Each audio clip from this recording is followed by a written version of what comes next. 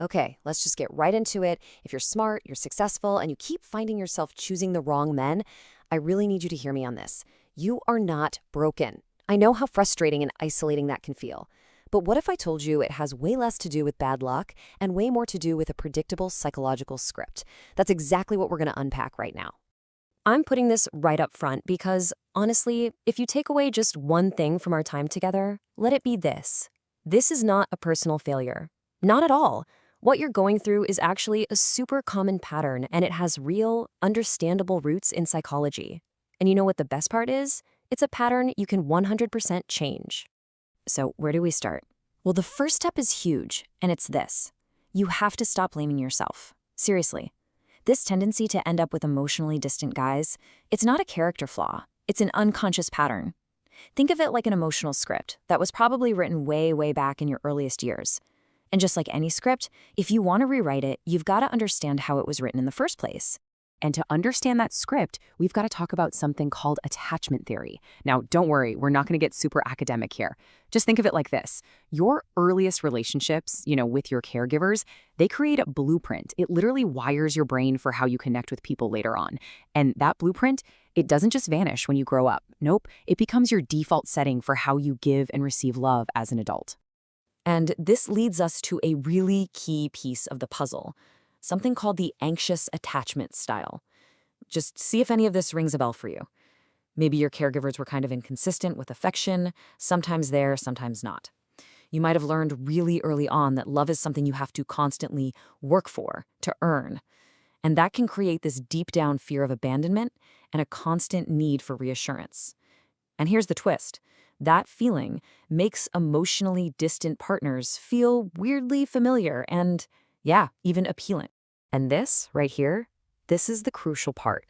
Your nervous system isn't really wired to find what's healthy. It's wired to find what's familiar. Let that sink in.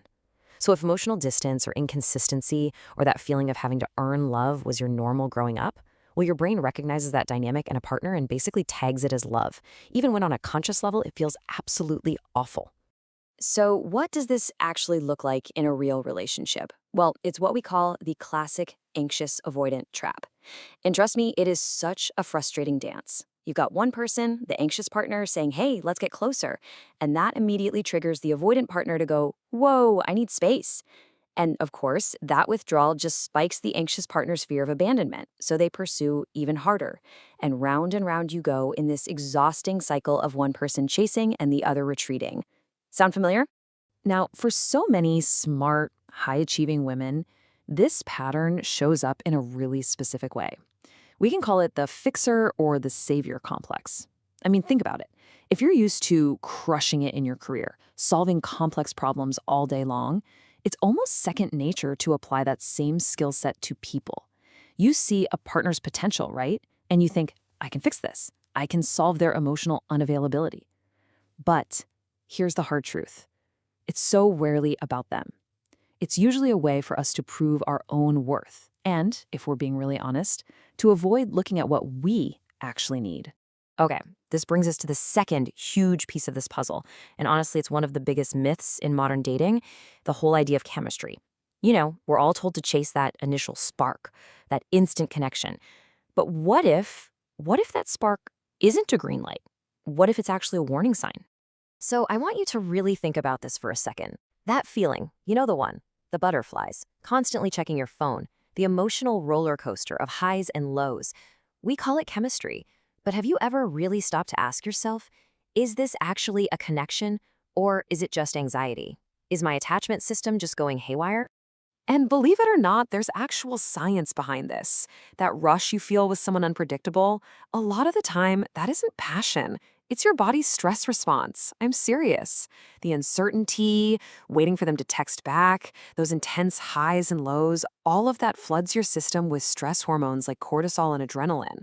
Our brains have just gotten really, really good at mislabeling that feeling of stress as excitement. So why is this so hard to break away from? Well, it's because of a powerful psychological hook called intermittent reinforcement. And the easiest way to understand it is to think of a slot machine. It's the exact same thing. When the reward, in this case a little bit of warmth or affection, is totally unpredictable, the dopamine hit your brain gets when you finally get it is way more intense than if the affection was just consistent. So it feels like you're falling in love, when really, you might just be addicted to the chase.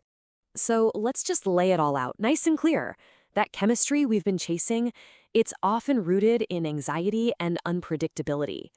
True compatibility, the stuff that lasts, it feels like safety. It feels like peace. It's built on things like mutual respect and actually having the same values, not a wild emotional roller coaster. And hey, if that sense of calm feels a little boring at first, that's okay. It's probably just a sign that your nervous system is finally getting a break from all the chaos it's gotten used to.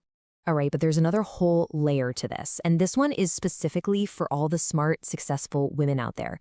There was this fascinating study that found a huge contradiction. Get this, 87% of men say they want to date a woman who is smarter than they are. Sounds amazing in theory, right? But here's the catch. When that idea actually becomes a reality, that preference tends to, well, disappear. The research showed that when men were face-to-face with a woman who actually outperformed them, say on an intelligence task, their romantic interest in her suddenly dropped. It's like her success was unconsciously seen as his failure, triggering what psychologists call an ego threat. And that basically just short-circuited the whole attraction thing. Okay, so understanding why all this happens is like half the battle. But just knowing stuff isn't enough, right? So let's shift gears. Let's talk about the how. How do you actually break this cycle and start choosing partners who are really, truly capable of a healthy give and take relationship? I want you to think of this as your personal roadmap. First up, you've got to recognize your patterns, and that means getting really honest and maybe journaling about your past relationships to see the common themes. Second, build up your self-worth.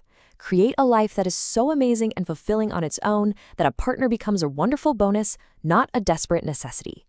Third, and this one is so crucial, start dating based on values, not just that fleeting chemistry.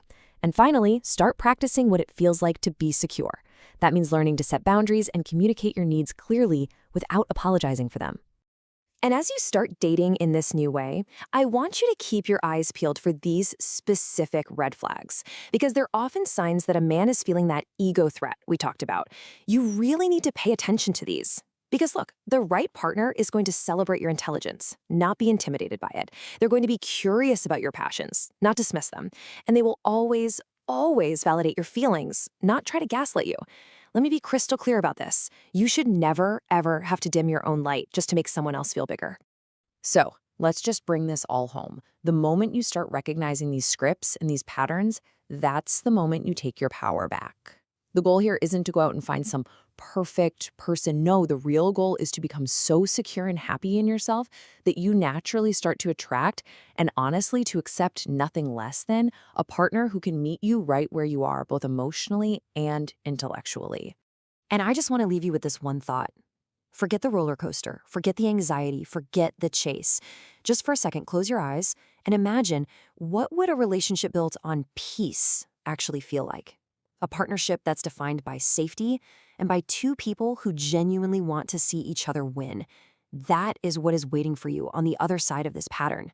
That's what's possible the second you decide you're ready to break the cycle.